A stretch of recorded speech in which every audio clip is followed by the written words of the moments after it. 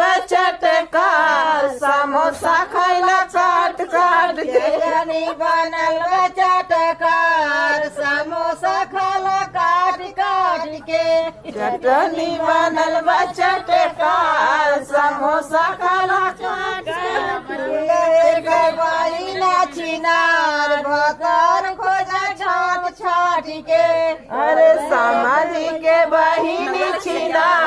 भतार खोजे छाट छाट के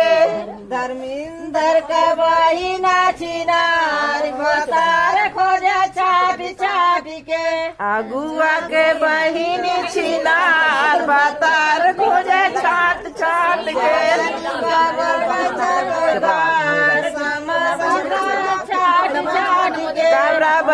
कमरा मैन के बहिनी छिना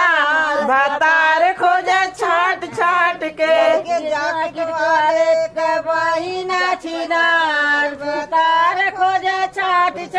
भसुहर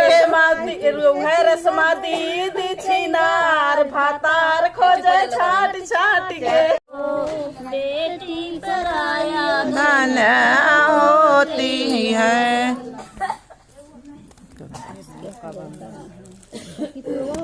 खबड़ा पर से कुदल बिलर ले गल मोछ उखारी जी खबड़ा पर से कुदल बिलर ले गल मोछ उखाड़ी जी खपड़ा पर से कूदल बनरवा बैठे माज मड़ुआ दुले बैठे ओरी जी मड़वा पर से कुदल बिलरवा ले गल टोपी उठाई जी कपड़ा पर से कुदल बिलरवा ले गए टोपी उठाई जी खपड़ा पर से कूदल बिलरवा बैठे माज मड़ुआ बैठे ओरी जी कपड़ा पर से कुदल बलर ले गए जालन भिखारी जी